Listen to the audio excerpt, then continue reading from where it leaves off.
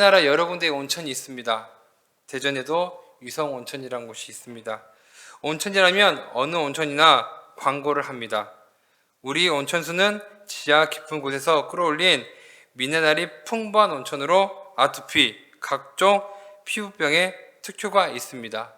하지만 정작 그 온천에 들어가려고 하면 욕탕 입구에는 어김없이 팻말이 붙여져 있습니다. 피부병 환자는 출입을 삼가해 주세요.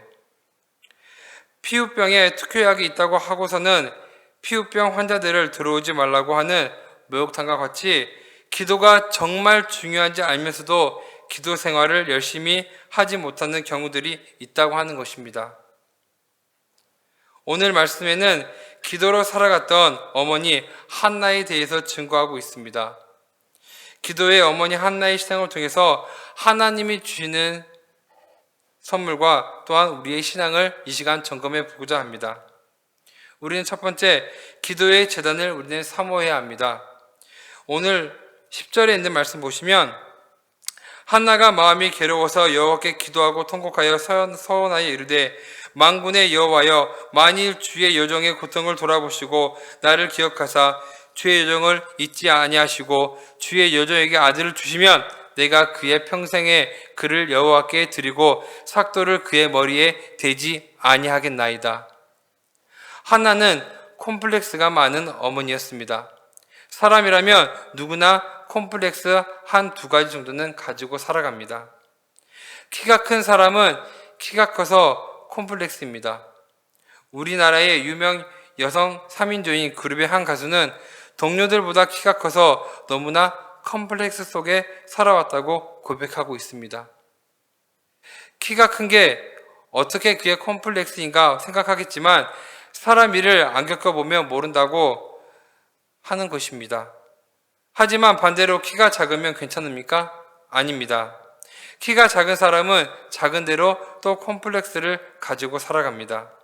그래서 요즘은 키 크는 운동, 키 크는 약, 또 심지어 한약 또는 키 크는 호르몬 수술까지 하면서도 5cm 더 크기 위해 수천만 원의 돈도 아끼지 않고 쓴다고 합니다. 안경 쓰는 사람은 안경을 써서 콤플렉스입니다. 눈이 작은 사람은 눈이 작아서 콤플렉스입니다. 우리는 어떤 콤플렉스를 가지고 있습니까? 남들에게 말 못할 어떤 콤플렉스를 가지고 계십니까? 우리는 어떤 콤플렉스를 갖고 있어도 우리는 그를 자신있게 말하지 못하는 것입니다. 한나도 엄청난 콤플렉스를 갖고 있었습니다. 그것은 바로 자식이 없다는 것입니다. 자식이 하나만 있어도 어떻습니까? 그 자식으로 인해 우리는 기뻐하고 그 자식으로 우리가 즐거워하며 그 자식으로 희망을 품습니다. 하지만 또한 자식 이야기하면은 우리는 모두들 힘들어하기도 합니다. 그 이유는 과외비, 학원비, 또한 등록금은 얼마나 비싼지 우리는 그것 때문에 또한 힘들어합니다. 그런데 그 자식이 속이라도 썩이면 자식을 잘 키워봤자 아무 소용없다는 말이 생기고 있는 것입니다. 하지만 그렇게 속을 썩이는 자식도 없는 한나는 자식 때문에 항상 허전한 속에서 살아가고 있었습니다. 그리고 옆에 있는 분이나는 한나가 자식이 없는 것을 이용하여 한나의 마음을 놀리고 괴롭게 하고 심지어는 격분하게 하였다고 하는 것입니다. 남편이 아무리 괜찮다고 하여도 본인이 괜찮지 않았습니다. 세상을 살아도 사는 것 같지가 않았습니다. 오늘 우리 그리스도인들도 생활 속에서 이러한 콤플렉스를 가지고 살아가게 됩니다. 심지어 주위 사람들은 아무렇지도 않게 말하지만 콤플렉스를 가지고 들을 때 그것 때문에 괴로울 때가 있다고 하는 것입니다. 어느 한 목사님의 간증을 말씀드리겠습니다. 신학교 다닐 때 사골세 생활을 하는데 집세를 내면 남는 돈이 없었습니다. 겨울이 가까워지자 김장을 담가 하는데 배추 살 돈도 없었습니다. 그러던 차에 사모님이 한 가지 지혜를 생각하게 되었는데 주인집 아주머니가 김장할 때 도와드리고 버리는 배추 줄거리를 모아와서 그것으로 김장을 해야 되겠다. 그리고 열심히 주인집 아주머니 김장을 도와주었다고 합니다. 김장을 다 하자 인사를 하고 이 사모님은 주섬주섬 버려진 배추 줄거리를 모아서 돌아가는데 주인집 아주머니가 말하더랍니다. 아유 세댁, 뭐에 쓰려고 그걸 모아 가져가요? 어디 돼지 주려고요? 그 말을 듣던 사모님과 목사님은 10년이 지나도 잊혀지지 않도록 합니다. 우리 그리스도인들은 남의 상처를 품어주며 또한 우리는 말의 능력이 있기 때문에 우리는 말을 더욱더 신중하게 잘해야 될 줄로 믿습니다. 오늘 한나는 그렇게 남들이 모르는 상처 입고 남들에게 말 못할 서러움을 느끼며 살아가고 있었습니다. 그런데 한나의 위대한 점은 그럴 때 기도하였다고 하는 것입니다. 말씀 7절로 10절의 말씀 보면 한나는 그럴 때 너무 서러워서 밥도 못 먹고 울기까지 하였다라고 이야기하고 있습니다. 하지만 그냥 울지만은 있고 있지 않았습니다. 하나님 전에 올라가 기도하였다고 하는 것입니다. 다른 사람들이 들을까봐 부끄러워서 크게 기도하지도 못합니다. 하지만 너무너무 서러워서 울음이 나옵니다. 그래서 말도 못하고 울면서 기도했던 것입니다. 가슴이 답답하고 눈물이 날 때 그 자리에서 오히려 기도의 제단을 쌓고 하나님께 기도하는 신앙, 이것이 바로 한나의 신앙입니다. 우리가 유명한 찬송이 있습니다. 괴로울 때 주님 보라, 평화의 주님 바라보아라, 세상에 시달린 친구들아 위로의 주님 바라보아라, 눈을 들어 주를 보라, 내 모든 염려 주께 맡겨라, 슬플 때에 주님의 얼굴 보라, 사랑의 주님 안식 주리라. 기도하는 신앙은 예수님을 또한 바라보는 신앙입니다. 성경에 보면 예수님께서 즐거워 웃으셨다, 예수님께서 너무너무 기뻐서 박수치며 우셨다, 이런 말씀은 나오지 않지만 예수님은 우셨다는 이야기는 많이 나오고 있습니다. 십자가를 지시려고 예루살렘에 올라가시다가 우셨습니다. 예루살렘아 예루살렘아 암탉이 그 새끼를 날개 아래에 몸같이 내가 내 자녀를 모으려 한 일이 몇 번이더냐. 그러나 너희가 원하지 아니하였도다. 너무너무 아픈 십자가에 달리면서도 오히려 우리를 더 걱정하셨습니다. 하나님, 저들의 죄를 용서하여 주옵소서라고 말씀하신 것입니다. 그렇게 한량없이 우리를 위하여 눈물 흘리고 우리를 위하여 기도하시던 그 사랑의 예수님을 바라보는 것이 바로 기도의 신앙이라고 하는 것입니다. 오늘 이 시대에 성도들도 기도의 어머니 한나처럼 기도의 제단을 사모해야 하겠습니다. 우리는 또한 응답받는 믿음이 있어야 합니다.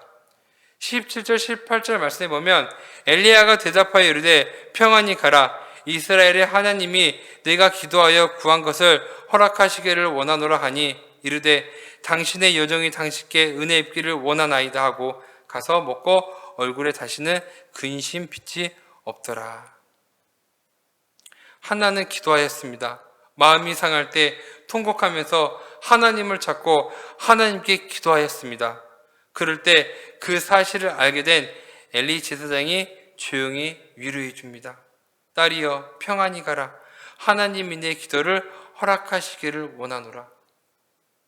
그런데 한나는 엘리 제사장의 이 위로를 듣고 마음의 근심을 털어버리고 응답 얻을 것을 확신하며 내려갔다고 하는 것입니다.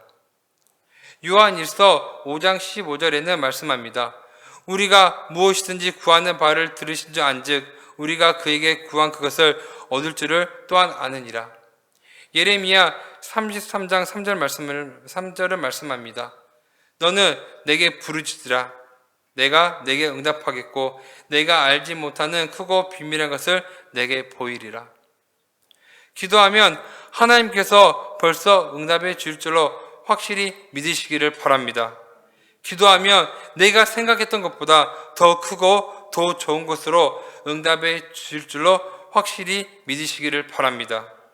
하나는 믿었다고 하는 것입니다. 그래서 엘리 제사장의 위로를 들었을 때 그 말씀을 하나님의 말씀 듣고 확신하며 다시는 근심하거나 수심하지 아니었다고 하는 것입니다. 여러분, 물은 몇 도에 끓습니까? 물은 100도까지 이르지 않으면 절대 끓지 않습니다. 99도가 되어도 전혀 반응이 없습니다. 하지만 단 1도의 차이더라도 99도에서 100도가 될 때 물은 요란히 소리를 내며 끓게 되는 것입니다. 믿음은 100%입니다. 믿음에는 99%가 없는 것입니다. 기도해보고 아니면 말고 이런 마음으로는 뜨겁게 역사하시는 성령의 역사가 일어나지 않는다고 하는 것입니다. 응답받는 기도는 마지막 1도를 채우는 믿음입니다. 99도까지 뜨겁게 안 끓는다면서 그만두고 식어버리는 믿음이 아닙니다. 우리는 마지막 1도를 눌러서 100도가 되어 물이 끓어오르듯 하나님께 응답받기까지 마지막 1도까지 올려내는 믿음, 그것이 바로 응답받는 믿음인 것입니다. 그래서 한나는 기도했던 것입니다. 11절 말씀에 선하여 이르되 만군의 여호와여 만일 주의 여정의 고통을 돌아보시고 나를 기억하사 주의 여정을 잊지 아니하시고 주의 여종에게 아들을 주시면 내가 그의 평생의 그를 여호와께 드리고 삭도를 그의 머리에 대지 아니하겠나이다. 무슨 말씀입니까? 나시린으로서의 삶을 살겠다고 말하고 있습니다. 또한 하나님이 그렇게 약속하고 있는 것입니다. 하나님, 저의 기도를 들어주십시오. 이제 사람으로는 다른 방법이 없사오니 하나님께서 주시면 하나님의 것인 줄 알고 다 하나님께 바치겠습니다. 그래서 이제 아들을 주신다면 그 아들을 하나님께 그대로 바치겠습니다. 하나님께 약속을 한 것입니다. 한나의 신앙은 바로 100%였던 것입니다. 하나님 주시면 내가 잘 살겠고 내가 즐겁게 살겠습니다가 아닙니다. 하나님께서 주시면 이제 이것을 하나님 것인 줄 알고 완전하게 하나님께서 쓰시도록 하나님께 드리겠습니다. 이러한 믿음대로 기도할 때 하나님께서 한나를 생각하시게 된 것입니다. 그래서 한나의 기도대로 한나에게 아들을 주십니다. 한나의 신앙이 얼마나 하나님 중심으로 바뀌었는지 성경은 20절에 이렇게 기록하고 있습니다. 한나가 임신하고 때가 이름에 아들 낳아 사무엘이라 이름하였으니 이는 내가 여호와께 그를 구하였다 함이더라. 아이를 낳자 아이 이름을 하나님께 기도, 즉 사무엘이라고 지었다고 하는 것입니다. 이렇게 기도로 낳고 기도로 키울 때 사무엘이 자라서 어떻게 되었습니까? 사무엘 12장에서 사무엘은 고백합니다.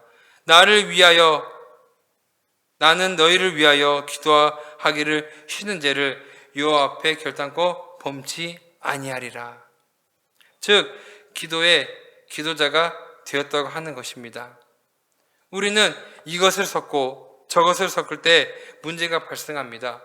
응답받는 기도는 섞는 것이 아닙니다. 내 욕심도 적절하게 섞고 내가 바쁠 때는 적절하게 쉬고 틈이 나면 교양에게 기도도 하고 우리는 그렇게 해서는 안 됩니다. 응답받는 기도는 주님께 모든 것을 맡기고 모든 것을 걸고 모든 것을 구하는 믿음이라고 하는 것입니다. 목사님께서 광고 시간에 항상 가정예배를 말씀하고 계십니다. 가정예배를 드려야 아이들이 하나님을 알고 믿음과 신앙이 커지며 기도하는 삶, 우리는 가정예배를 소중히 여겨야 합니다. 부모가 기도하는 것을 보면서 부모가 예배하는 것을 보면서 아이들이 믿음과 신앙이 커지듯이 또한 아이들이 힘들거나 지쳐 넘어질 때 부모가 기도하는 것을 보며 우리 부모도 기도하기 때문에 나도 기도하며 일어설 수 있다는 그런 믿음을 우리는 자녀들에게 보여줘야 합니다. 우리가 기도하지 않고 우리가 살아간다면 자식들도 기도하지 않고 하나님을 더욱더 찾는 일이 없을 것입니다. 그렇다면 우리는 집에서 가정 예배를 드리며 정말 하나님의 살아계심과 우리의 기도가 하나님께 응답받는 것을 우리는 자녀들에게 알려줘야 합니다. 그래서 우리는 가정 예배를 드리며 아이들의 믿음과 신앙이 더욱더 커져나가며 기도가 살아나야 되는 것입니다.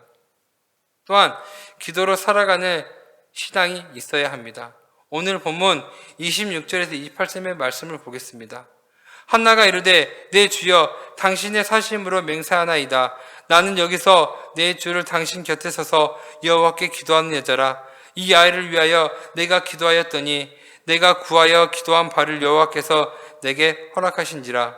그러므로 나도 그를 여호와께 드리되 그의 평생을 여호와께 드리나이다 하고 그가 거기서 여호와께 경배하니라. 우리나라 말에 이런 말이 있습니다. 여자는 연약하다. 하지만 어머니는 강하다라는 말이 있습니다. 하지만 그것보다 더 강한 것은 바로 기도하는 사람입니다. 마지막 3절은 한나의 모든 신앙이 결론적으로 잘 정리되어 있습니다. 한나는 26절에 자신을 이렇게 소개하고 있습니다. 나는 여기서 여호와께 기도하던 여자라. 얼마나 멋있는 자기소개입니까? 예수님께서 너는 누구냐라고 물으신다면 예수님, 저는 대전 행복한 교회에서 기도하던 누구누구입니다. 우리가 이렇게 대답할 때 얼마나 자신감이 있겠습니까? 저는 땅이 100평 있는 사람입니다. 저는 박사회가 있는 사람입니다. 우리는 그렇게 고백해서 안 됩니다. 우리는 대전 행복한 교회에서 기도하던 누구누구입니다라고 자신 있게 이야기해야 합니다. 오늘 한나도 자신을 하나님의 전에서 기도하던 여자라고 소개하고 있습니다. 한나는 27절에서 받은 응답이 무엇이라고 대답하고 있습니까? 이 아이를 위하여 내가 기도하였더니 내가 기도한 바를 하나님께서 허락해 주셨습니다. 바로 하나님의 약속입니다. 얼마나 멋있는 간증입니까? 내가 내 자녀를 위하여 통곡하며 기도하였더니 하나님께서 내 기도에 응답해 주셨습니다. 자, 이런 간증을 우리는 고백하시기를 바랍니다. 마지막으로 한나는 28절에 어떻게 살아갈 것인지를 계획하고 말하고 있습니다. 그러므로 나도 그를 여호와께 드리되 그의 평생을 여호와께 드리나이다. 서원하며 기도한 대로 하나님께 주셨듯이 나도 하나님의 내 아들을 드리겠습니다. 은혜는 물에서 흘려보낸다는 말이 있듯이 많은 사람들이 기도하다가 응답받고 난 다음에는 하나님께서 은혜 베푸신 것도 잊어버립니다. 그러다가 또 어려움을 당하게 되면 또 같은 기도 제목으로 기도하고 이렇게 반복하며 쳇바퀴 돌리듯 살아갔던 사람이 사사기 사람들입니다. 그런데 한나는 그렇게 하지 않았습니다. 금쪽 같은 아들, 어떻게 얻은 아들입니까? 하지만 하나님께서 주신 줄을 분명히 알기 때문에 한나는 기도한 대로 살아갑니다. 하나님과의 약속을 바로 지킨 것입니다. 사무엘을 하나님 섬기는 사람으로 바칩니다. 이 마지막 기도 후에 신앙까지 합쳐서 살아갈 때 한나는 위대한 기도의 어머니가 되었던 것입니다. 그럴 때 사무엘 2장에서 하나님께서는 한나의 이 믿음을 보시고 사무엘 하나가로 끝내시지 않으셨습니다. 아들 셋을 더 낳고 딸도 둘이나 낳도록 축복해 주셨다고 하는 것입니다. 제 이야기를 잠깐 하겠습니다. 제가 25에 결혼을 했습니다. 그리고 나서 아이를 가지려고 노력을 했습니다. 근데 아이가 생기지 않았습니다. 금요 철야를 한 번도 빠지지 않고 눈이 오나 비가 오거나 내 몸이 아프거나 아프지 않거나 항상 나가서 기도했습니다. 하나만큼은 아니더라도 주님이 아들만 주시면 주님께 바치겠다고 그런 믿음으로 기도했습니다. 그러면서 주님께서 한나에게 아들을 주신 것처럼 나에게도 아들만 준다면 주의 종으로 키우겠습니다라고 저는 고백했습니다. 그리고 나서 주원이가 태어났습니다. 사람들은 저한테 손가락질하고 이야기를 합니다. 어떤 사람들은 왜 네 자식의 길을 네가 마음대로 정하냐? 아들이 꿈이 있을 텐데 왜 그 꿈을 너는 네 마음대로 하냐? 라는 말이 있는 반면에 또 어떤 사람들은 정말 믿음이 있는 사람이구나 그렇게 이야기하고 있습니다. 하지만 저는 절대 후회하거나 그렇지 않습니다. 한나가 한나에게 하나님이 사무엘을 주신 것처럼 어차피 주시도 하나님이시기 때문에 주원이를 하나님께 드리는 것을 저는 더욱더 한 번도 억울하거나 후회하지 않습니다. 하나님이 더욱더 축복이 줄 줄 나는 믿고 있기 때문입니다. 말씀을 맺겠습니다. 한나는 기도의 어머니였습니다.